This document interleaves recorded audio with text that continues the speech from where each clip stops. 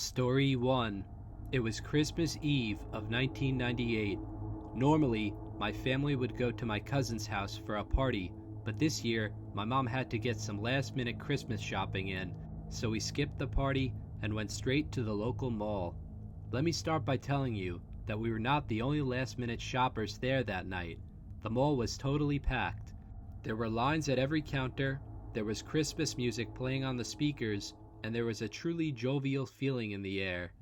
After going to a few stores to get jewelry, a new toy, and some clothes, my mom took me to Sears to buy makeup.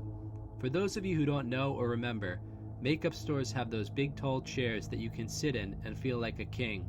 I would always enjoy sitting in them as a kid. My mom told me to sit in one of these chairs and then began looking at lipstick.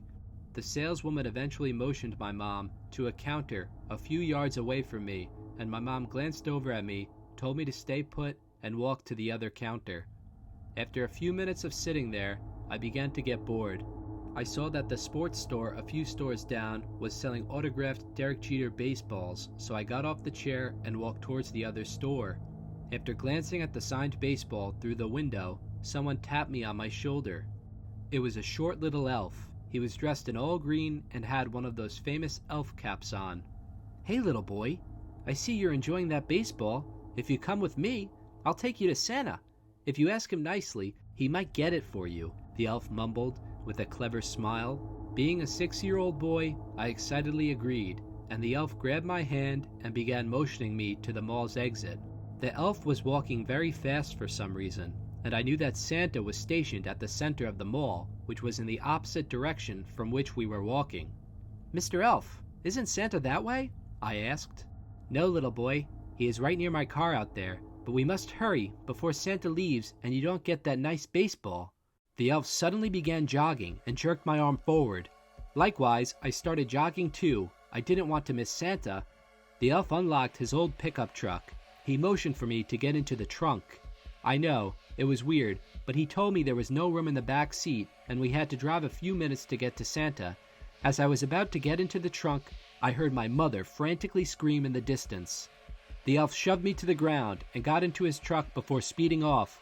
The police were able to catch the elf. It turns out he was a very sick man. Mom said he lured many children into his truck and they never got to see their parents ever again. Mom hasn't left me alone in public since that night. Never talk to strangers, even on Christmas Eve. Sick people never take a day off.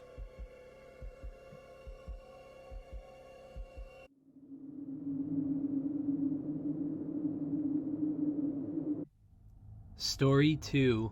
It was the night before Christmas. I had just turned 15 years old. I was obviously too old to believe in Santa, but I had younger brothers, so I had to act all excited.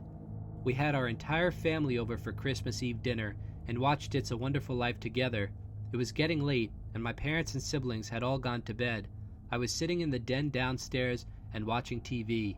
After around an hour passed, I suddenly heard an ornament drop from the Christmas tree in my living room upstairs. Being a lazy teenager, I ignored it.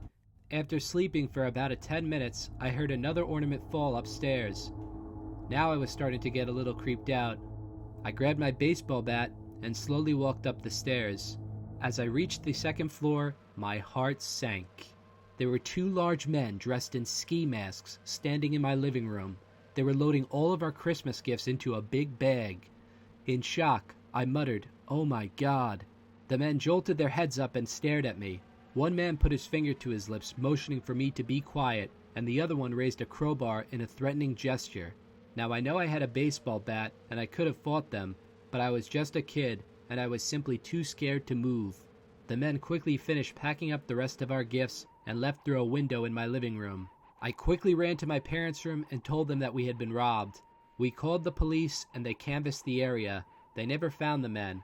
It turned out the men had burglarized 4 other homes before coming to mine. A few days later, my dad installed a new security system in my house. There's no way anyone can break in anymore. Remember, lock your doors this Christmas. Santa might not be the only visitor.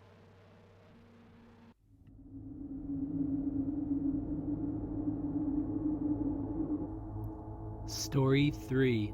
It was my family's annual Christmas Eve party. Every year, we get together with all of my siblings, cousins, and all of our children for a nice Christmas Eve dinner. After polishing off a turkey, glazed ham, and unlimited appetizers, we all sat around the fire and began exchanging gifts. Keep in mind, we all have very young kids, and we always try to make Christmas as special for them as possible. So we have a tradition for my brother to dress up as Santa Claus and bring the kids some of their presents. After dinner, my brother shot me a grin and headed to the garage without any of the kids seeing him. A few moments later, he walked in, dressed up in his big and extremely authentic-looking Santa costume.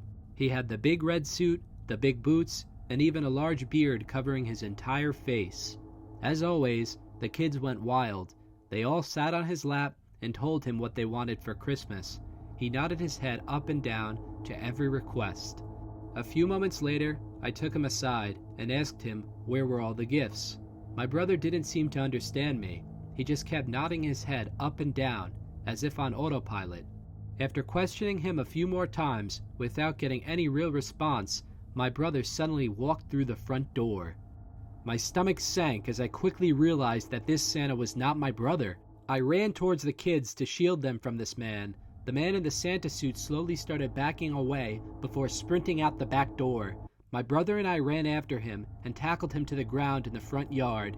It turned out it was the old man who lived next door. He snuck into the garage where my brother stored his Santa suit. He was not mentally stable, so we decided to just tell his children, and they put him into an assisted living facility. Needless to say, that was the last year that Santa made an appearance at our Christmas Eve party. Be careful this Christmas. In this day and age, you never know what can really happen.